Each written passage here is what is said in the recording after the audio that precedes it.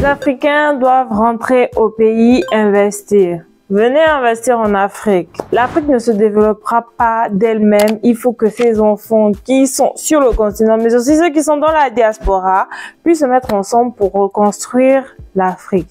Ce sont des messages que nous entendons sur les réseaux sociaux. Mais parfois, la réalité du retour en Afrique peut être très controversée d'une personne à une autre. Chacun son expérience et dans cette vidéo, je vais vous parler de la mienne.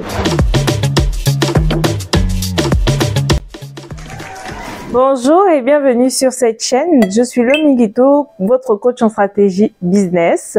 Vous êtes sur la Diasponaise, la chaîne des entrepreneurs africains. Pour vous qui êtes sur le continent, tout comme ceux qui sont dans la diaspora et qui souhaitent investir en Afrique. Alors, si vous êtes nouveau par ici, je vous souhaite la bienvenue. N'hésitez pas à activer la petite cloche de notification pour ne rien rater des prochaines vidéos et pourquoi pas vous abonner si vous trouvez le contenu de cette chaîne intéressant. Pour vous faire votre propre idée, je vous invite à faire le tour de la chaîne pour découvrir le contenu que je vous propose. Alors, on parle de quoi? On parle d'investissement en Afrique, on parle de business, de mindset et j'aborde essentiellement des thèmes en rapport l'import-export, la négociation internationale et le commerce international en général. Est-ce que ce sont des thématiques qui vous intéressent? Si c'est le cas, allez-y voir. Vous ne serez pas déçus. Alors, aujourd'hui, j'aborde avec vous une thématique qui intéresse pas mal de monde. C'est le retour en Afrique pour nous qui sommes dans la diaspora.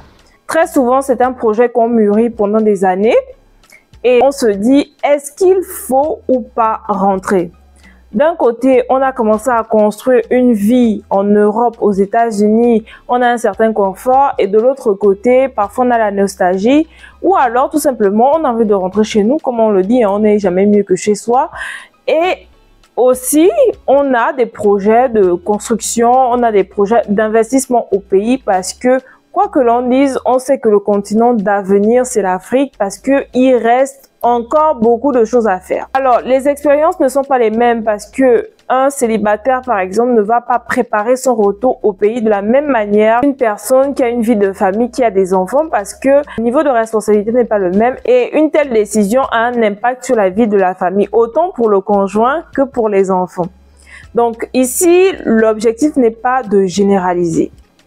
J'aimerais commencer en disant que moi, je suis pour le retour en Afrique parce que c'est les Africains qui vont développer l'Afrique. Que ça soit clair pour tout le monde, je ne pense pas que d'autres personnes viendront développer notre continent à notre place. Ce sont les Chinois, par exemple, qui ont travaillé pour que la Chine soit ce qu'elle est aujourd'hui. Les Indiens aussi travaillent de manière à améliorer les conditions dans leur pays et à accéder à une certaine croissance et un développement. Donc oui, si vous m'écoutez, sachez que personne ne fera l'Afrique à notre place. Maintenant, ici, on va parler vraiment des difficultés que l'on peut rencontrer lorsque l'on rentre. À quoi s'attendre exactement? Bon, je vous ai raconté un petit peu mon histoire dans les précédentes vidéos. Pour vous qui êtes novices, je vous invite vraiment à aller regarder la vidéo que j'ai faite concernant mon histoire. Ça fait maintenant 10 ans que je suis partie en France pour mes études et je suis restée. Sauf que j'ai toujours mûri en moi le projet de pouvoir repartir. En ce moment, je suis à Libreville, capitale du Gabon, mon cher pays. Je suis venue un peu déjà m'enquérir de la situation économique, sociale, essayer de mettre vraiment la main à l'étrier pour voir si réellement ça me conviendrait ou pas de revenir vivre ici. Et donc, je vais vous partager en fait mon ressenti. 3 choses que moi j'estime, en tout cas de ma propre expérience, qui peut vraiment dissuader une personne qui vit dans la diaspora de revenir s'installer en Afrique. Ces choses peuvent parfois être difficiles à accepter au point où certains en viennent à pouvoir plier bagage et retourner simplement parce que je vous assure, c'est vraiment pas facile. Première chose, en revenant au pays, je pense que il faut être prêt à perdre un certain confort. Le but, c'est pas de généraliser parce que je sais aujourd'hui qu'en Afrique, il y a certains pays qui sont beaucoup plus avancés que d'autres en termes d'infrastructure. Mais il y a quand même des ressemblances. D'ailleurs, dites-moi à partir de quel pays vous me suivez et peut-être aussi que vous partagez les mêmes réalités. Donc, n'hésitez pas à pouvoir mettre en commentaire, ok? La première chose, comme je disais, c'est vraiment être prêt à perdre un certain confort. Par exemple, au niveau de Libreville, il y a un sérieux problème d'eau, l'accessibilité à l'eau. OK? Donc, c'est assez compliqué parce que on va passer des heures et des heures à attendre de l'eau. L'eau vient tard le soir. On n'a pas d'eau au robinet.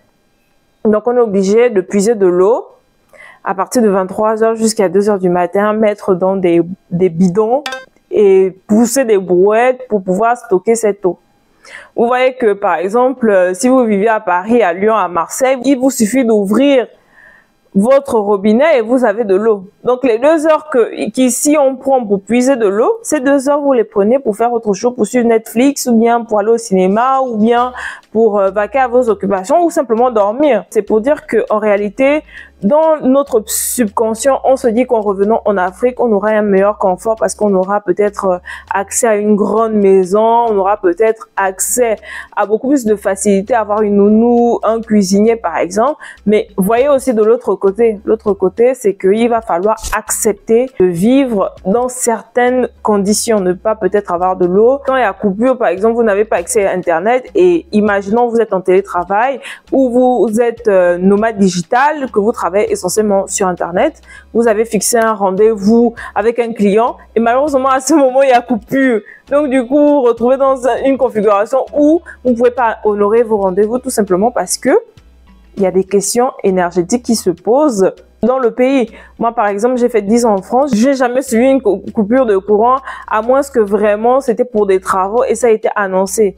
Mais c'est pas intempestif, ce n'est pas quelque chose de récurrent. Par contre, ce que j'apprécie, c'est que vraiment, au niveau de Libreville, en fait, il y a eu un effort au niveau du début de la connexion. Le début de connexion Internet n'est pas mal. Ça nous permet vraiment de pouvoir travailler comme si j'étais à Paris. Et ça ne change vraiment pas. Sauf que il manque quand même beaucoup de choses à faire côté infrastructure et ça complique la vie au quotidien. Donc, si vous revenez au pays, il va falloir vous reformater, vous reformater le logiciel en acceptant de vivre avec ces manquements qui peuvent être vraiment très très pénibles à vivre et peuvent même vous pousser simplement à repartir. Deuxième chose, ce qui peut vraiment être un frein à notre épanouissement dès les premiers mois où on revient parce qu'on est déjà habitué à un style de vie, je pense c'est vraiment le mindset des gens, la mentalité. Je vous assure que c'est quelque chose auquel on doit faire face et qu'il va falloir vraiment s'adapter. Si vous voulez revenir vivre au pays, il va falloir essayer de vous reformater de manière à pouvoir vivre dans ces sociétés-là. Comme je le dis souvent, on ne vit pas en Europe de la même manière qu'on vit en Afrique.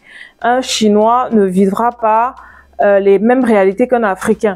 Donc, quand on revient au pays, il faut s'attendre à pouvoir dealer avec la mentalité des gens. Sauf que quand on est en Europe, on a déjà accès à un certain type de système de pensée. Donc, quand on revient, c'est vraiment un choc. On prend un exemple banal. La semaine dernière, je suis allée pour une procédure administrative et donc, on a fait la queue pendant 1 heure sous le soleil. Et après, alors que c'était maintenant possible de pouvoir déposer les dossiers, on a un agent qui vient nous dire « Bonjour mesdames et messieurs, nous allons commencer à vous recevoir. Par contre, que l'on s'entende bien, ici on ne boude pas. » Et prévoyez déjà toute la journée parce que on ne veut pas avoir affaire aux personnes qui sont impatientes. On va faire le maximum que l'on peut, mais on ne peut pas faire plus que ça. Donc, mettez déjà dans votre tête là qu'on doit rester ici jusqu'à 22 heures. Mais moi j'étais choquée. Je me suis dit, on est dans une administration. Au lieu d'améliorer les processus vraiment pour faciliter la vie aux usagers, non, on préfère leur dire de subir. Et tout le monde était d'accord avec ça puisque personne n'a bronché en fait. Donc, moi je m'étonne qu'au lieu de pouvoir trouver des voies et moyens de rendre le processus beaucoup plus fluide, de manière à ce que le temps de traitement, le temps d'attente des usagers soit par exemple de 1 heure au lieu de 7 heures, on va dire, si vous ne voulez pas attendre, c'est votre problème. Vous voyez un petit peu la différence, contrairement dans le système occidental où on est plus dans l'amélioration continue, donc vraiment quand même assurer une certaine satisfaction aux usagers qui viennent dans les administrations. On peut quand même voir là-bas certains aménagements qui sont pris pour limiter l'affluence par la prise de rendez-vous, par exemple, ou bien vraiment par la décentralisation des administrations pour que les choses puissent aller vite. Ceci est un exemple parmi tant d'autres, hein. Même dans la sphère familiale, vous allez avoir à dealer en fait avec la pression sociale, ce que j'appelle l'ingérence. Les gens aiment se mêler de votre vie, poser des questions assez gênantes, assez intrusives, alors que vous êtes habitué à gérer votre vie comme bon le sent. Mais ici, en Afrique, malheureusement ou heureusement, il faut dealer avec ça. Ok? Donc, quand vous prévoyez rentrer, commencez déjà à vous dire que il va falloir, comme j'ai dit à ma maman, il va falloir que je me remette vraiment dans la peau d'une Gabonaise et que j'apprenne à adopter le système de pensée local pour vivre en paix. Parce que ce qui se passe, c'est que si on garde la même conception européenne, on sera irrité à tous les points de la vie. Autant dans les entreprises privées, autant dans les administrations publiques ou même dans la sphère familiale, la sphère associative. En fait, si on n'arrive pas à se réadapter, on pourra pas vivre ici, on pourra pas revivre paisiblement en Afrique. Troisième chose qui peut nous décourager vraiment en arrivant en Afrique, c'est de voir dealer avec la corruption en fait.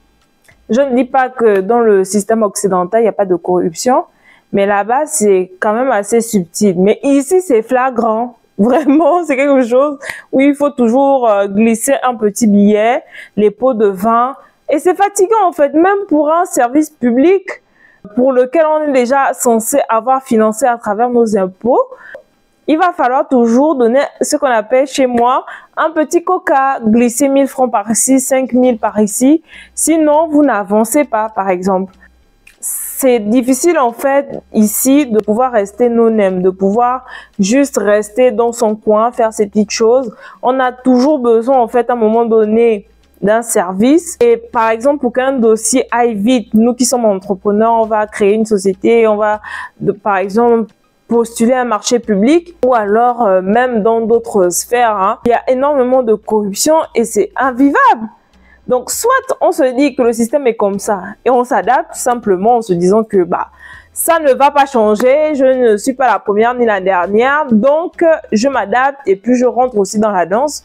Ou alors, vous vous dites que non, je peux pas supporter ça, je préfère repartir vivre en Europe ou si je dépose par exemple un dossier, j'ai cette chance-là de pouvoir quand même obtenir gain de cause sans pour autant avoir à soudoyer les gens.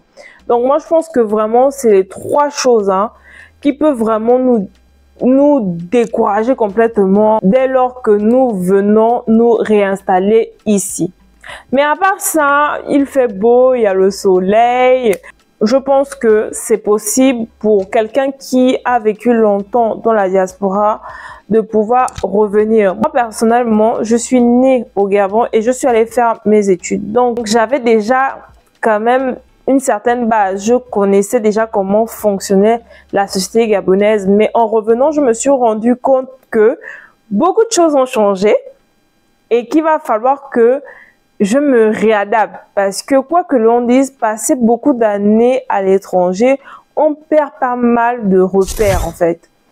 Dans tout ce qui est code, dans tout ce qui est mœurs. Et c'est vraiment comme un choc de culture. Il va falloir peut-être garder ce qui est bon que l'on a appris ailleurs, garder ce qui est bon ici et essayer de trouver son équilibre. Donc oui, moi je vous encourage à venir en Afrique, mais vraiment préparez-vous psychologiquement.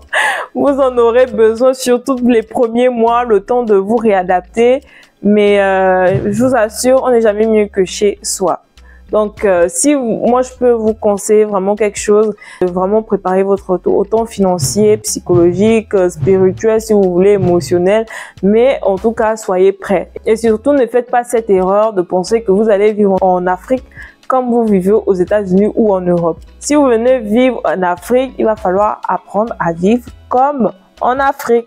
Tout comme quand on part aux États-Unis, quand on part en Europe, quand on part dans d'autres pays, on apprend à vivre selon les codes, selon le système qu'il y a là-bas. Voilà, c'est ce que je voulais un petit peu partager avec vous. Je pense que c'est un sujet quand même intéressant et qui peut vous servir de repère, qui peut vous aider dans votre processus de prise de décision. Pour vous qui avez déjà fait le retour au pays, comment ça s'est passé? Je suis bien curieuse de savoir un petit peu quelles sont vos expériences. Donc, n'hésitez pas à me le dire en commentaire.